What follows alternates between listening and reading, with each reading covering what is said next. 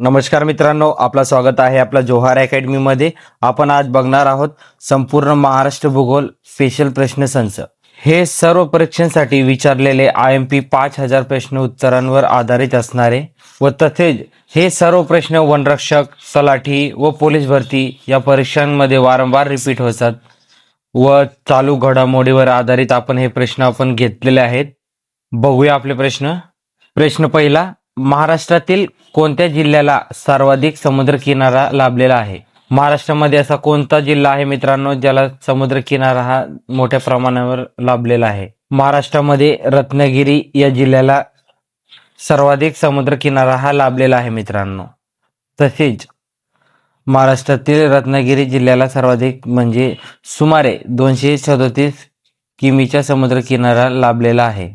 राज्याला एकूण 720 किलोमीटरच्या किनारपट्टी लाभलेले असून रत्नागिरी जिल्ह्याचा वाटा त्यात सर्वात मोठा आहे मित्रांनो. महाराष्ट्र राज्याला एकूण 720 किलोमीटर लांबीच्या किनारपट्ट्या लाभलेला आहे व तसेच रत्नागिरीला सर्वात जास्त म्हणजे 237 किलोमीटर लांबीवर असणारा समुद्र किनारा हा लाभलेला आहे. तर ऑप्शन क्रमांक 1 आपला राईट आन्सर असणार आहे. प्रश्न क्रमांक 2, महाराष्ट्रातील चपराळा अभयारण्य कोणत्या जिल्ह्यात आहे?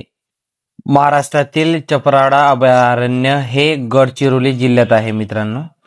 महाराष्ट्रातील चपराळा अभयारण्य गडचिरोली या जिल्ह्यामध्ये स्थित आहे. हे अभयारण्य गडचिरोली जिल्ह्यातील चार्मोशी तालुक्यात आहे मित्रांनो. ऑप्शन क्रमांक 3 आपला राईट आन्सर असणार आहे. प्रश्न क्रमांक 3, तारापूर येथे कोणता प्रकल्प आहे? तारापूर येथे अणुऊर्जा प्रकल्प आहे मित्रांनो.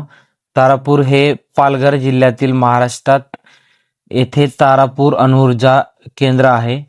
हा एक महत्त्वाचा प्रकल्प आहे. याची स्थापना 28 ऑक्टोबर 1969 रोजी झाली होती. हा भारतातील पहिला व्यावसायिक अणुऊर्जा प्रकल्प म्हणजे न्यूक्लिअर पॉवर प्लांट आहे, ज्यामध्ये सध्या 4 अणुभट्ट्या कार्यान्वित असून वीज निर्मिती केली जाते. तर ऑप्शन क्रमांक 4 आपल्या या प्रश्नाचा राईट आन्सर असणार आहे. प्रश्न क्रमांक 4 बघूया. विदर्भातील पंढरपूर म्हणून दिलेल्या पैकी कोणते ठिकाण प्रसिद्ध आहे? विदर्भातील पंढरपूर म्हणून धापेवाडा हे ठिकाण सुप्रसिद्ध आहे मित्रांनो. तर ऑप्शन क्रमांक 2 या प्रश्नाचा आपला राईट आन्सर असणार आहे. प्रश्न क्रमांक 5, पांढरे सोने कशाला म्हटले जाते? पांढरे सोने हे कापसाला म्हटले जाते मित्रांनो. भारतात मुख्यतः कापूस म्हणजे कॉटन पिकाला पांढरे सोने म्हणजे व्हाईट गोल्ड असे म्हटले जाते. कापसाला हा दर्जा त्याच्या उच्च आर्थिक मूल्य, वस्त्रोद्योगातील महत्त्वाचे स्थान आणि उत्पन्नातून मिळणाऱ्या बळकटीमुळे दिला गेलेला आहे. तर ऑप्शन क्रमांक 3 आपल्या या प्रश्नाचा राईट आन्सर असणार आहे. प्रश्न क्रमांक 6, कोकणातील नद्या टिंब वाहिन्या आहेत. कोकणातील नद्या ह्या पश्चिम वाहिन्या आहेत मित्रांनो. तर ऑप्शन क्रमांक 2 या प्रश्नाचा आपला राईट आन्सर असणार आहे. प्रश्न क्रमांक 7, अर्नाळा सागरी किल्ला टिंब जिल्ह्यात आहे. अर्नाळा सागरी किल्ला हा पालघर जिल्ह्यात आहे मित्रांनो. अर्नाळा सागरी किल्ला हा जलदुर्ग महाराष्ट्रातील पालघर जिल्ह्यात आहे. पालघर जिल्ह्यातील वसई तालुक्यातील अर्नाळा गावाजवळ अरबी समुद्रात एका बेटावर हा किल्ला स्थित आहे. हे एक लोकप्रिय ऐतिहासिक पर्यटन स्थळ असून तो पूर्वी पोर्तुगीज आणि त्यानंतर मराठा समाजाचा भाग आहे. तर ऑप्शन क्रमांक 4 आपल्या या प्रश्नाचा राईट आन्सर असणार आहे. प्रश्न क्रमांक 8, कसारा घाट खालीलपैकी कोणत्या राष्ट्रीय महामार्गावर आहे? कसारा घाट हा मुंबई नाशिक राष्ट्रीय महामार्गावर आहे मित्रांनो. तर ऑप्शन क्रमांक 2 आपला राईट आन्सर असणार आहे. प्रश्न क्रमांक 9, अहमदनगर जिल्ह्यातील प्रसिद्ध रंधा धबधबा कोणत्या नदीवर आहे? अहमदनगर म्हणजे आजचे अहिल्यानगर जिल्ह्यातील प्रसिद्ध रंधा धबधबा हे प्रवरा नदीवर आहे मित्रांनो. अहमदनगर म्हणजे आजचे अहिल्यानगर जिल्ह्यातील प्रसिद्ध रंधा धबधबा हे प्रवरा नदीवर स्थित आहे. हा धबधबा भंडारदरा परिसरातील शेंडी या गावाजवळ असून सुमारे 170 फूट उंचीवरून कोसळणारा हा धबधबा विशेषतः पावसाळ्यात निसर्गप्रेमींसाठी मुख्यतः आकर्षणाचा केंद्रबिंदू असतो. तर ऑप्शन क्रमांक 2 या प्रश्नाचा आपला राईट आन्सर असणार. प्रश्न क्रमांक 10, प्रिन्स ऑफ वेल्स हे संग्रहालय कुठे आहे? प्रिन्स ऑफ वेल्स हे संग्रहालय मुंबईमध्ये आहे मित्रांनो. तर ऑप्शन क्रमांक 1 आपला राईट आन्सर असणार आहे. प्रश्न क्रमांक 11 बघूया. सर्वात कमी क्षेत्रफळ असलेला महाराष्ट्रातील जिल्हा कोणता? महाराष्ट्रामध्ये असा कोणता जिल्हा आहे मित्रांनो ज्याचे सर्वात कमी क्षेत्रफळ आहे? तर मुंबई शहर हे सर्वात कमी क्षेत्रफळ असलेले महाराष्ट्रातील एकमेव जिल्हा आहे मित्रांनो. तर ऑप्शन क्रमांक 1 आपला या प्रश्नाचा राईट आन्सर असणार आहे. प्रश्न क्रमांक 12, महाराष्ट्रातील सर्वात मोठा जलविद्युत प्रकल्प कोणत्या नदीवर उभारण्यात आलेला आहे? महाराष्ट्रातील सर्वात मोठा जलविद्युत प्रकल्प हे कोयना नदीवर बांधलेले आहे किंवा कोयना नदीवर उभारण्यात आलेले आहे. महाराष्ट्रातील सर्वात मोठा जलविद्युत प्रकल्प कोयना जलविद्युत प्रकल्प आहे जो सातारा जिल्ह्यातील कोयना नदीवर उभारण्यात आलेला आहे मित्रांनो. तर ऑप्शन क्रमांक 2 आपल्या या प्रश्नाचा राईट आन्सर असणार आहे. प्रश्न क्रमांक 13, राज्यातील नेरळ माथेरान हा लोहमार्ग कोणत्या प्रकारचा आहे? महाराष्ट्रातील नेरळ माथेरान लोहमार्ग हे रुंदमापी या प्रकारचा आहे मित्रांनो.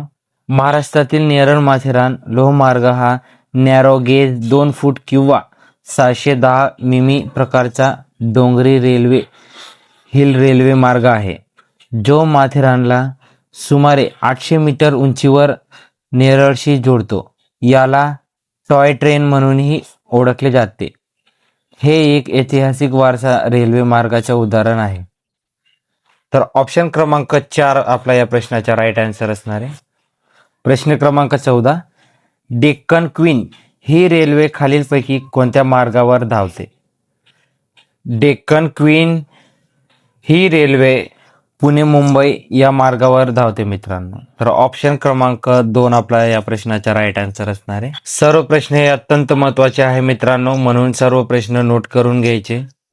प्रश्न क्रमांक 15, नागपूर जिल्ह्याच्या कोणत्या दिशेला भंडारा जिल्हा आहे?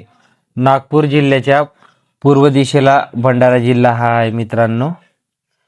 नागपूर जिल्ह्याच्या पूर्व दिशेला भंडारा जिल्हा स्थित आहे. हा जिल्हा नागपूरच्या पूर्व सीमेला लागून असून भौगोलिकदृष्ट्या नागपूरच्या पूर्वेस वैनगंगा नदीच्या खोऱ्यात वसलेला आहे. याचे वैशिष्ट्य म्हणजे भंडारा जिल्ह्याला तलावांचा जिल्हा म्हणजे डिस्ट्रिक्ट ऑफ लेक्स म्हणूनही ओळखले जाते. तर ऑप्शन क्रमांक 3 आपल्या या प्रश्नाचा राईट आन्सर असणार. प्रश्न क्रमांक 16, खालीलपैकी कोणता जिल्हा विदर्भामध्ये नाही? खालीलपैकी जालना हा जिल्हा विदर्भामध्ये येत नाही मित्रांनो. तर ऑप्शन क्रमांक 2 आपल्या या प्रश्नाचा राईट आन्सर असणार आहे. प्रश्न क्रमांक 17, तारापूर विद्युत प्रकल्प कोणत्या जिल्ह्यात स्थित आहे?